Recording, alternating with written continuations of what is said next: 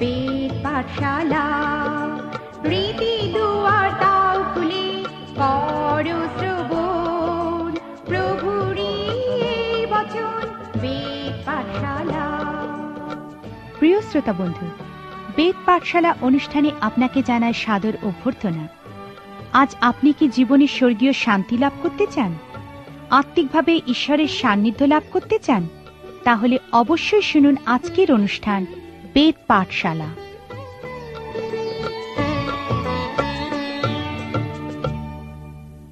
প্রিয় শ্রোতা বন্ধু, বেদ পাঠশালা অনুষ্ঠানে আপনাকে স্বাগত জানাই।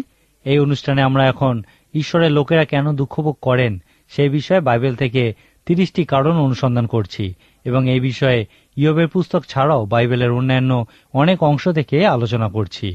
রোমীয় পুস্তকের 5 অধ্যায়ে সাধু পৌল আমাদেরকে বলেছেন ঈশ্বর কিভাবে দুঃখভোগের মধ্যে দিয়ে সেবাকারীদের প্রস্তুত করেন। তিনি বলেছেন, নানাবিধ ক্লেশেও শ্লাঘা করিতেছি, কারণ আমরা জানি ক্লেশ ধৈর্যকে, ধৈর্য পরীক্ষাসিদ্ধতাকে এবং পরীক্ষাসিদ্ধতা প্রত্যাশাকে উৎপন্ন করে, আর প্রত্যাশা লজ্জাজনক হয় না। এখানে সাধু পৌল প্রকৃতপক্ষে বলতে চেয়েছেন যে দুঃখভোগ সহ্যশক্তি বা সহিষ্ণুতা বৃদ্ধি করে এবং এই সহিষ্ণুতা পরীক্ষাসিদ্ধ চরিত্র গঠন করে। এখানে সাধু পৌল যে গ্রিক শব্দ ব্যবহার করেছেন তার অর্থ হল আপনি পরীক্ষিত হয়েছেন এবং অনুমোদিত হয়েছেন, আর সকলেই তা জানে। এরপর সাধু পৌল বলেছেন যে পরীক্ষাসিদ্ধতা প্রত্যাশাকে উৎপন্ন করে, আর প্রত্যাশা লজ্জাজনক হয় না। অর্থাৎ আপনি যখন এত দূর পৌঁছান, যখন আপনি নিশ্চিত জানেন যে কোনো পরিস্থিতিতেই আপনি পালিয়ে যাবেন না, সাধু পৌল এই কথাই বলতে চেয়েছেন। সমস্ত পৃথিবীতে ঈশ্বরের সেবাকারীদের কাছে সবথেকে মূল্যবান বিষয় বা গুণ হল ধৈর্য শক্তি। শত্রুভাবপন্ন লোকেদের মধ্যে ঈশ্বরের রাজপথ রূপে বসবাস করার জন্য আপনার সবথেকে বেশি যে গুণটির প্রয়োজন তা হল ধৈর্য শক্তি। সাধু পৌল বলেছেন ঈশ্বর দুঃখভোগের মধ্যে দিয়ে আমার আপনার জীবনে ধৈর্য শক্তি বৃদ্ধি করেন এবং ইহার সমস্ত সেবাকারীদের মধ্যে থাকা একান্ত প্রয়োজনীয়। অর্থাৎ আমরা বলতে পারি সাধু পৌলের মতানুযায়ী আমাদের অবশ্যই দুঃখভোগ করা উচিত, কারণ দুঃখভোগ সহ্যশক্তি বৃদ্ধি করে। এই সহ্যশক্তি বা সহিষ্ণুতা পরীক্ষাসিদ্ধ চরিত্র গঠন করে এবং পরীক্ষাসিদ্ধতা দৃঢ় বিশ্বাসের জন্ম দেয়, আর এই দৃঢ় বিশ্বাস আমাদেরকে সমস্ত কঠিন পরিস্থিতি, বিপদ, সমস্যার মাঝেও স্থির থাকতে সাহায্য করে। আসুন আমরা পবিত্র শাস্ত্র থেকে খুব দ্রুত এই দুঃখভোগের বিষয়ে আরো কয়েকটি অংশ দেখি। ফিলিপিয়দের প্রতি পত্রের 3 অধ্যায় 10 পদে সাধু পৌল বলেছেন, যেন আমি তাহাকে তাহার পুনরুত্থানের পরাক্রম ও তাহার দুঃখভোগের সহভাগিতা জানিতে পারি, এইরূপে তাহার মৃত্যুর সমরূপ হই, কোন মতে যদি মৃতগণের মধ্য হইতে পুনরুত্থানের ভাগী হইতে পারি। এখানে সাধু পৌল খ্রিস্ট ধর্মের একটি খুবই গুরুত্বপূর্ণ নীতির বিষয় বলেছেন। এখানে তিনি প্রভু যীশু খ্রিস্টের পুনরুত্থানের শক্তির বিষয়ে বলেছেন। সাধু পৌল বলেছেন যে আমাদের পক্ষেও এই পুনরুত্থানের শক্তির বিষয়ে জানা এবং এই শক্তির অভিজ্ঞতা লাভ করা খুবই সম্ভব। তিনি লিখছেন যে আমি শিখেছি যে এই ক্ষমতার অভিজ্ঞতা অর্জন করার একমাত্র উপায় হল দুঃখভোগের বিষয়ে শিক্ষা লাভ করা। একইভাবে সাধু পৌল করিন্থীয় মণ্ডলীর প্রতি তার 2 পত্রের 4 অধ্যায় বলেছেন, কিন্তু এই ধন মৃন্ময় পাত্রে করিয়া আমরা ধারণ করিতেছি, যেন পরাক্রমের উৎকর্ষ ঈশ্বরের হয়, তাহাদের হইতে নয়। আমরা সর্বপ্রকারে ক্লিষ্ট হইতেছি, কিন্তু সংকটাপন্ন হই না, হতবুদ্ধি হইতেছি, কিন্তু নিরাশ হই না, অদক্ষিপ্ত হইতেছি, কিন্তু বিনষ্ট হই না। আমরা সর্বদা এই দেহে যিশুর মৃত্যু বহন করে বেড়াইতেছি, যেন যিশুর জীবনও আমাদের দেহে প্রকাশ পায়। সাধু পৌল আমাদের দেহকে মাটির পাত্র বলার মধ্যে দিয়ে একটা বিশেষ ব্যাখ্যা দিতে চেয়েছেন। তিনি বলেছেন এই মাটির পাত্রে একটি অমূল্য সম্পদ, আমাদের জীবিত পুনরুত্থিত প্রভু যীশু খ্রিস্ট বাস করেন। ঈশ্বর চান যেন সমস্ত পৃথিবী জানতে পারে যে যদিও এই মাটির পাত্র ভঙ্গুর, তথাপি এর মধ্যে সেই মহান সম্পদ আছে। ঈশ্বর কিভাবে সমস্ত পৃথিবীকে জানাবেন যে আমাদের দেহরূপ এই মাটির পাত্রে সেই মহান অমূল্য সম্পদ আছে? তিনি এই মাটির পাত্রের উপরে বিভিন্ন আঘাত অনুমোদনের মধ্যে দিয়ে এই বিষয়টি দেখিয়ে থাকেন। সাধু পৌল আমাদেরকে বলেছেন যে কিভাবে ঈশ্বর জগৎকে এই বিষয়টি দেখান।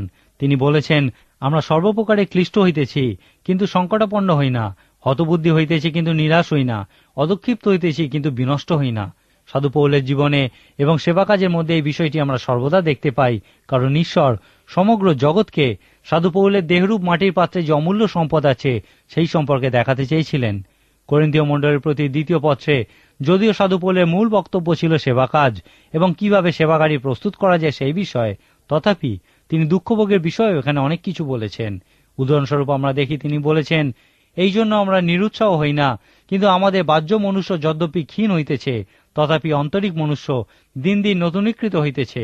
বস্তুত আপাতত আমাদের যে লঘুতর ক্লেশ হইয়া থাকে, তাহা উত্তর উত্তর অনুপম রূপে আমাদের জন্য অনন্তকাল স্থায়ী গুরুতর প্রতাপ সাধন করিতেছে।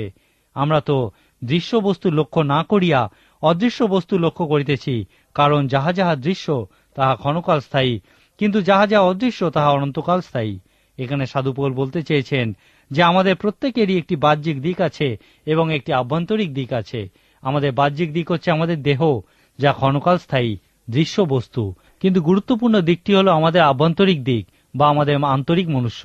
যেহেতু ঈশ্বর চান যেন আমরা এই বিষয়টা উপলব্ধি করি, সেই জন্য তিনি আমাদের বাহ্যিক শরীরকে দুঃখ কষ্ট দেওয়ার অনুমোদন করেন। কিন্তু যখন আমাদের বাহ্য মনুষ্য কষ্ট পায়, তখন আমাদের আন্তরিক মনুষ্য দিন দিন নতুন শক্তি লাভ করে। ঈশ্বর এই দুঃখ ভোগের অনুমোদন করেন, কারণ তিনি চান যেন আমরা আমাদের আন্তরিক মনুষ্যের সঠিক মূল্য নির্ধারণ করতে পারি, যা অদৃশ্য এবং অনন্তকাল স্থায়ী। ইব্রিয় পুস্তকের রচয়িতা এই বিষয়টি ব্যাখ্যা দিতে গিয়ে হগয় ভাববাদী পুস্তক থেকে একটি অংশ উদ্ধৃত করেছেন। হগয় ভাববাদীর পুস্তকে ঈশ্বর বলেছেন, আর একবার অল্পকালের মধ্যে আমি আকাশমণ্ডল ও পৃথিবীকে এবং সমুদ্র ও শুষ্ক ভূমিকে কম্পান্বিত করিব। ইব্রিয় পুস্তকের রচয়িতা এই বিষয়ে ব্যাখ্যা দিতে গিয়ে একটি ভয়ঙ্কর বিষয় আমাদেরকে বলেছেন। ইব্রিয় পুস্তকে 12 অধ্যায়ে আমরা দেখি লেখা আছে, এখানে আরেকবার এই শব্দে নির্দিষ্ট হইতেছে, সেই কম্পমান সকল বিষয় নির্মিত বলিয়া দূরীকৃত হইবে, যেন অকম্পমান বিষয় সকল স্থায়ী হয়। অতএব অকম্পনীয় রাজ্য পাইবার অধিকারী হওয়াতে আইসো আমরা সেই অনুগ্রহ অবলম্বন করি, যদ্বারা ভক্তি ও ভয় সহকারে ঈশ্বরের প্রীতিজনক আরাধনা করতে পারি। এই সমস্ত কিছুর অর্থ হল, ঈশ্বর চান যেন আমরা বুঝি যে সমস্ত আত্মিক বিষয়গুলি হল অনন্তকাল স্থায়ী বিষয়। ঈশ্বরের লোকেদের অবশ্যই এই আত্মিক বিষয়গুলির সঠিক মূল্য নির্ধারণ করা উচিত। ঈশ্বর চান যেন আমরা আত্মিক বিষয়গুলি যে সবথেকে গুরুত্বপূর্ণ বিষয় তা বুঝি, কারণ তিনি আমাদেরকে সেই প্রকৃত সত্য দেখাতে চান যে একদিন সমস্ত দৃশ্য স্পর্শনীয় ক্ষণকাল স্থায়ী বস্তুগুলি বিনষ্ট হবে। এই একই বিষয় সাধু পিতর তার 2 পত্রের 3 অধ্যায়ে বলেছেন, মূল বস্তু সকল পুড়িয়া গিয়া বিলীন হইবে এবং পৃথিবী ও তার মধ্যবর্তী কার্য সকল পুড়িয়া যাইবে। তারপর তিনি এই প্রশ্ন করেছেন, এই রূপে যখন এই সমস্তই বিলীন হইবে, তখন পবিত্র আচার ব্যবহার ও ভক্তিতে কিরূপ লোক হওয়া তোমাদের উচিত। ঈশ্বর একদিন এই পৃথিবীকে কম্পমান করবেন এবং এই সময় সেই সমস্ত অকম্পনীয় বস্তুগুলি অবশিষ্ট থেকে যাবে, বাকি সব বিনষ্ট হবে। এই বিষয়টি আমাদের নিজেদেরকে পরীক্ষা করে দেখতে বলে যে আমাদের জীবনেও কি এমন কিছু বিষয় আছে যা অকম্পনীয়। যদি আপনি প্রকৃতই যীশু খ্রিস্টে নতুন জন্ম লাভ করে থাকেন, তাহলে পবিত্র শাস্ত্র আমাদেরকে বলে আপনি সে অকম্পনীয় রাজ্যের একটি অংশ। কিন্তু এই কম্পনীয় অংশ বা এই অকম্পনীয় অংশ কোনগুলি? কম্পনীয় অংশগুলি হল দৃশ্য স্পর্শনীয় ক্ষণকাল স্থায়ী বিষয় সকল, এবং অকম্পনীয় অংশগুলি হল অদৃশ্য অস্পর্শনীয় অনন্তকাল স্থায়ী বিষয় সকল। ইব্রিয় পুস্তকের লেখক আমাদেরকে আরো বলেছেন, আমাদের ঈশ্বর গ্রাসকারী অগ্নিস্বরূপ। ইয়ার অর্থ হল ঈশ্বর আমাদের মধ্যে সমস্ত মন্দতা পুড়িয়ে দিতে চান। ইব্রিয় পুস্তকের এই অংশ আমাদেরকে বলে একমাত্র দুঃখভোগের মধ্যে দিয়েই ঈশ্বরের গ্রাসকারী অগ্নিরূপের অভিজ্ঞতা আমরা আমাদের জীবনে অর্জন করতে পারি। ঈশ্বরের প্রকৃতি হল আত্মিক। ঈশ্বর আমাদেরকে তার সঙ্গে অনন্তকাল থাকার জন্য প্রস্তুত করতে চান। সেই জন্য তিনি তার আত্মিক প্রকৃতি পরিপন্থী বিষয় সকল আমাদের জীবন থেকে বিলীন করে দিতে চান। এই অনন্তকাল স্থায়িত্বের জন্য প্রস্তুতিকে আমরা দুঃখভোগের বিষয়ে আর একটি বাইবেলীয় ব্যাখ্যা বলতে পারি। গালাতীয়দের প্রতি পত্রে 6 অধ্যায় 7 এবং 8 পদে সাধু পৌল দুঃখভোগের বিষয়ে আরো কিছু কথা বলেছেন। তিনি বলেছেন, অনেক সময় আমরা আমাদের নিজেদের দোষেই দুঃখভোগ করি। অনেকে মনে করেন সাধু পৌল পাপীদের উদ্দেশ্য করে এই কথাগুলি বলেছেন। তোমরা ভ্রান্ত হইও না, ঈশ্বরকে পরিহাস করা যায় না, কেননা মনুষ্য যাহা কিছু বুনে তাহাই কাটিবে। কিন্তু সাধু পৌল ইহা পাপীদের উদ্দেশ্যে বলেননি। তিনি এই কথাগুলি সেই সময়কার গালাতীয় খ্রিস্ট বিশ্বাসীদের উদ্দেশ্যে বলেছিলেন। এদের উদ্দেশ্যে তিনি আরো বলেছিলেন, আপন মাংসের উদ্দেশ্যে যে বনে সে মাংস হইতে ক্ষয়রূপ শস্য পাইবে, কিন্তু আত্মার উদ্দেশ্যে যে বনে সে আত্মা হইতে অনন্ত জীবনরূপ শস্য পাইবে। ইহার অর্থ হল আত্মিক মানুষরূপে আমরা আত্মিক বিষয়গুলি রোপণ করতে পারি এবং জীবনরূপ শস্য কাটতে পারি। কিন্তু অনেক সময় আমরা ভুল বিষয়টি নির্বাচন করি বলে প্রভূত দুঃখভোগ করি। পাপের কারণে আমরা অনেক সময় যাতনাগ্রস্ত হই, কারণ পাপের ফল ভোগ করতেই হবে। কোন বিশ্বাসী কি কখনো তার জীবনে পাপের কারণে দুঃখভোগ করতে পারে? অবশ্যই। আমরা ঈশ্বরের লোকেদের দুঃখভোগের বিষয়ে বাইবেল থেকে যে 30টি কারণ দেখেছি, যখন কোনো বিশ্বাসী দুঃখভোগ করেন, তার কাছে যদি আপনি এই 30টি কারণে একটা তালিকা নিয়ে যান এবং তাকে এই 30টির কোনো একটি কারণ দেখিয়ে বলেন যে আপনার জীবনে লুকিয়ে থাকা পাপের কারণেই আপনি দুঃখভোগ করছেন, তা সবসময় ঠিক নাও হতে পারে। হতে পারে তার দুঃখভোগের কারণ সম্পূর্ণ ভিন্ন। সর্বোপরি আপনি কিভাবে জানবেন যে তার জীবনের জন্য ঈশ্বর কি করতে চান? আমি বাইবেল থেকে ঈশ্বরের লোকেদের দুঃখভোগের বিষয়ে 30টি কারণ আলোচনা করছি, যেন আপনি জানতে পারেন যে ঈশ্বরের লোকেদের দুঃখভোগের ক্ষেত্রে অনেক ভিন্ন কারণ থাকতে পারে।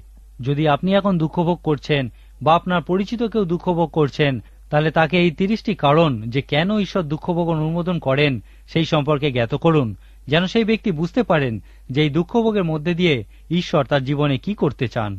পবিত্র শাস্ত্রে দুঃখভোগের বিষয়ে আমরা আরো কতগুলি অংশ দেখতে পাই। যেমন সাধু পৌল ফিলিপিয়দের প্রতি পত্রে তাদেরকে বলেছেন যে দুঃখভোগ হচ্ছে একটি দান। ফিলিপিয় পুস্তকের 1 অধ্যায় 29 পদে সাধু পৌল তাদেরকে বলেছেন, যেহেতু তোমাদিওকে খ্রিস্টের নিমিত্ত এই বর দেওয়া হয়েছে যেন কেবল তাহাতে বিশ্বাস করো তাহা নয়, কিন্তু তাহার নিমিত্ত দুঃখভোগও করো। যীশু খ্রিস্টের মত অনুযায়ী দুঃখভোগ যে শুধুমাত্র একটা দান তা নয়, ইহার একটি মহান পুরস্কারও আছে। যীশু খ্রিস্ট তার পরবর্তী তত্ত্ব উপদেশে বলেছিলেন, ধন্য তোমরা যখন লোকে আমার জন্য তোমাদিওকে নিন্দা ও তাড়না করে এবং মিথ্যা করিয়া তোমাদের বিরুদ্ধে সর্বপ্রকার মন্দ কথা বলে। আনন্দ করিও, উল্লাসিত হইও, কেননা স্বর্গে তোমাদের পুরস্কার প্রচুর। সাধু পিতর দুঃখভোগী মানুষদের উদ্দেশ্যে বলেছিলেন, কারণ তোমরা ইয়ারই নিমিত্ত আহুত হইয়াছ, কেননা খ্রিস্ট তোমাদের নিমিত্ত দুঃখভোগ করিলেন। এ বিষয়ে তোমাদের জন্য এক আদর্শ রাখিয়া গিয়াছেন, যেন তোমরা তাহার পদচিহ্ন অনুগমন করো। যীশু খ্রিস্ট দুঃখভোগের কারণ বিষয়ে আরও বলেছিলেন যে জগৎ ঈশ্বর এবং তার পুত্র যীশু খ্রিস্টের প্রতি শত্রু মনোভাবাপন্ন এবং এই কারণেই তার লোকেরা দুঃখভোগ করেন।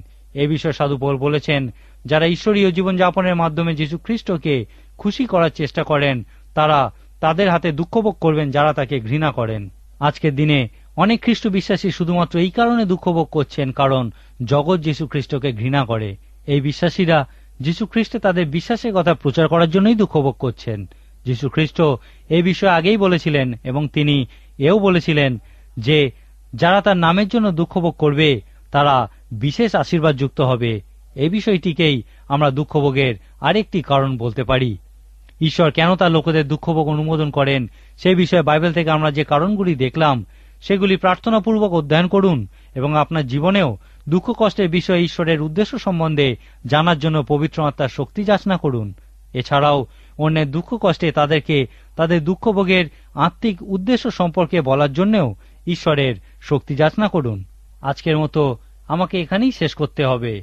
আশা করি পরের দিন আপনি অবশ্যই আমাদের সঙ্গে এই অনুষ্ঠানে উপস্থিত থাকবেন। ঈশ্বর আপনার মঙ্গল করুন। প্রিয় শ্রোতা বন্ধু, আজ আর সময় নেই।